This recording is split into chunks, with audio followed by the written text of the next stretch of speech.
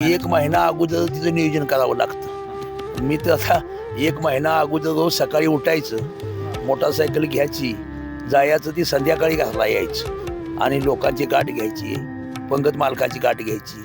मग पंगत मालक समजा गेल्या वर्षी गाठली पंगत, यंदा म्हणले काही नाही पैशाची काही नाही, यंदा कॅन्सल.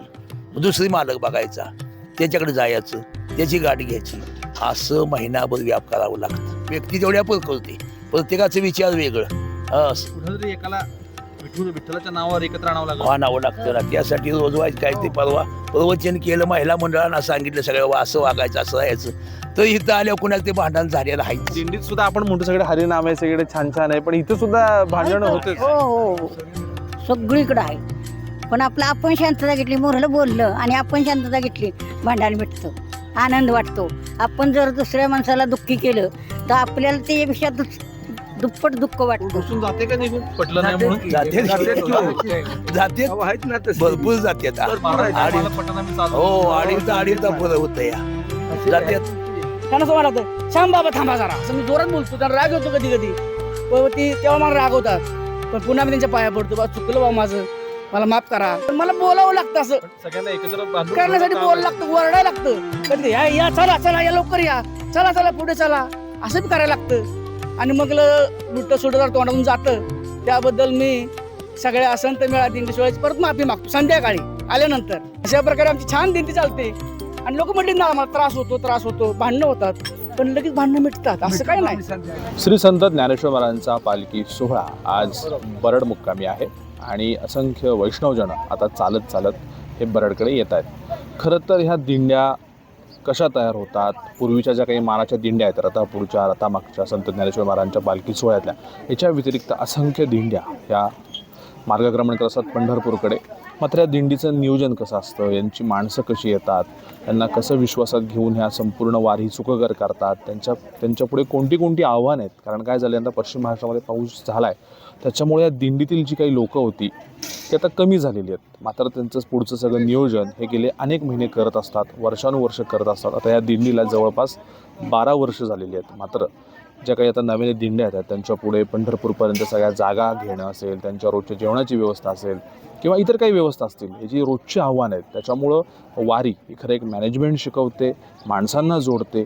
मात्र त्याच्यामागं काही कष्ट असतात, ते आपण ह्या महाराजांकडनं जाणून घेऊ. 12 वर्षापूर्वी त्यांनी ही दिंडी सुरू केली. अनेक गावातून लोक जात होती, मात्र सगळ्यांना एकत्र घेऊन आपली एक दिंडी असावी, एक त्या दिंडीचा ग्रुप तयार केला आणि ते आता पंढरपूरकडे मार्गक्रमण करतात. महाराज, 32 शिराळा सांगली जिल्ह्यातील ही दिंडी आहे. 12 वर्ष तुमच्या दिंडीला होत आहेत. 250 लोक होती सुरुवातीला, आज अगदी 100 आहेत. काय कारण असेल? यंदा पाऊस मोठा झाला, सुरुवातीला पाऊस पडला नाही आणि त्यामुळं लोकांच्या पेरण्या झाल्या नाही. आणि आत्ता दिंडी निघायच्या 4 दिवस अगोदर किंवा 8 दिवस अगोदर पाऊस चालू झाला. मग लोकांना पेरणी करण्यासाठी किंवा भात लावण्यासाठी वेळच नाही, त्यामुळं लोक कमी झालीत यंदा. हो.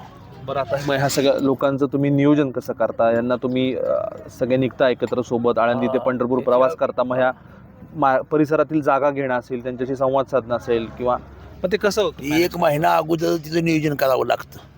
मी तर आता एक महिना अगोदर रोज सकाळी उठायचं, मोटरसायकल घ्यायची, जायचं ती संध्याकाळी घरला यायचं आणि लोकांची गाठ घ्यायची, पंगत मालकाची गाठ घ्यायची.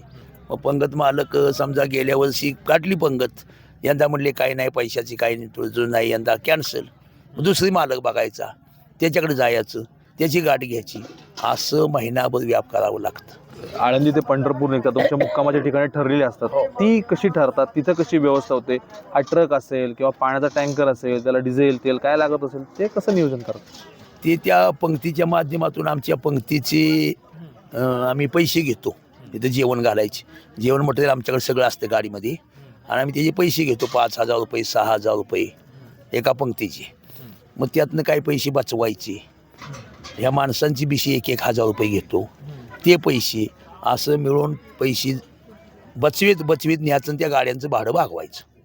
किती भाडं असतं साधारण? गाडं 40,000 रुपये यंदा, तर एका गाडीला 40,000 रुपये.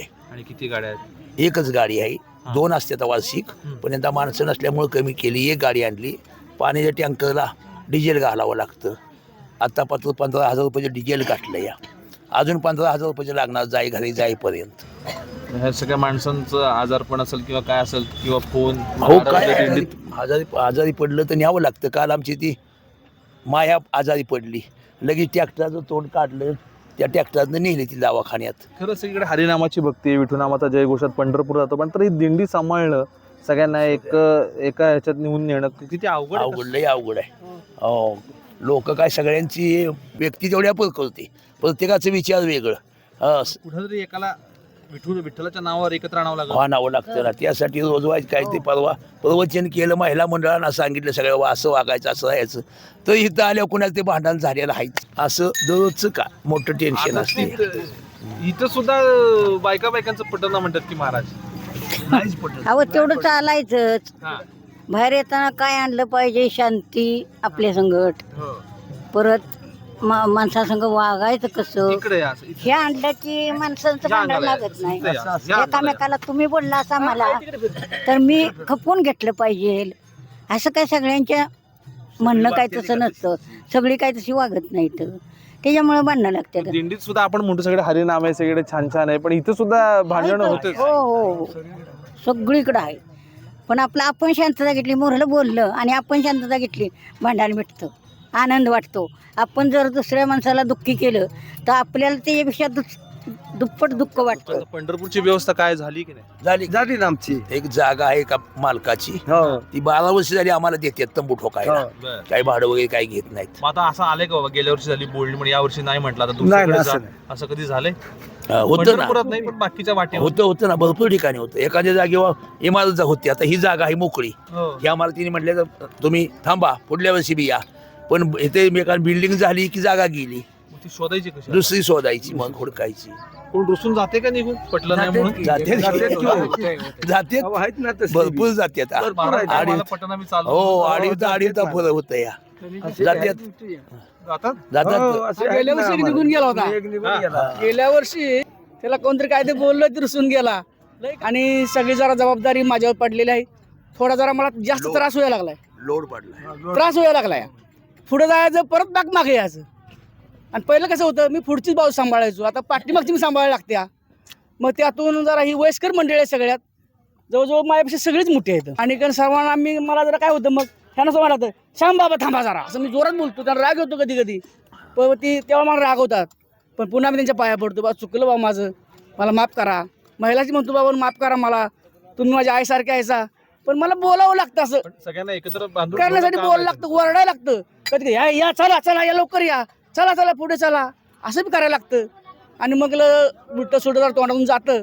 त्याबद्दल मी सगळ्या असंत मेळा दिंडी सोहळ्याची परत माफी मागतो संध्याकाळी आल्यानंतर. आणि आमच्या पताक्यावाल्यांना फार त्रास होतो चालताना, कारण आपली दिंडी चालत असते ना. मी त्या सांगतो, तुम्ही जोडात चाला, चौघजण संघ चाला, कारण जर संघ चालली चौघं तर पाठीमाग दिंडी चालते. आणि ती जर एकामागच चालली तर आमची परत मागे लाईन लागते ना. शिस्त महत्वाची. शिस्त करता येत नाही, म्हणून त्यानं सारखं म्हणतो संघ चाला. पण संघ चालण्यामध्ये त्यांना लय त्रास होतो. पुढची लोक साईड देत नाहीत, त्यांना चालता येत नाही. पण बळच म्हणायचं संघ चाला, संघ चाला. कारण मी आषाढी कार्तिक वारीला सवादे ते पंढरपूर अशी पायवारी करत असताना 4-5 वर्षे पताका घेऊन चाललोय. त्यामुळे मला माहिती आहे की पताका घेऊन चालताना फार त्रास होतो. या पुढची लोक त्यांच्या मागणं चालणं सोपं आहे, पण पुढं चालणं फार अवघड असतं. या तर पताकेवाल्यांचं सुद्धा आम्ही आभार मानतो. अशा प्रकारे आमची छान दिंडी चालते. आणि लोक म्हणले ना, आम्हाला त्रास होतो, भांडणं होतात, पण लगेच भांडणं मिटतात, असं काही नाही. मिटवायलाच पाहिजे. हा, संध्याकाळी म्हणजे काय एकमेकाला घ्यायचं, हात जोडायचं, बाबा आपण देवाला आलोय. म्हणजे आज कसं राहिलं पाहिजे, आम्ही वर्षातून एकदा एकत्र येतो. 100 माणसं एकत्र आल्यानंतर किती वर्षानं एकदाच येतो का, रोज भेटतोय. मग एकमेकाला क्षमा माझ्या, ह्याला म्हणत थांब बाबा, ह्याला म्हणायचं. भांडणाचं कारण काय असतं? भांडण कशावर तरी भांडण लागते, त्याला काय म्हणजे इथं काय मोठं कारण नसते. अजून काय पाहिजे मला, भगवंतानं सोनं नको, नाणं नको, मी घड्याळ सुद्धा आता बघा ते दिलं माग. हे फार मोठं नाणं आहे आमच्यात. हे तुळशीच्या मायला हा, हे याला जास्त मानतो. ही होती 32 शिराची दिंडी. ही दिंडी उभी कशी राहिली, दिंडी चालते कशी, आणि पंढरपूरमध्ये त्यांचा प्रवास कसा असतो, दिंडीतील अनेक गोष्टी आपण या माध्यमातून जाणून घेण्याचा प्रयत्न केला. कॅमेरामॅन सौरभ सह, मी प्रीतम पुरोहित, डिजिटल प्रभात, बरड.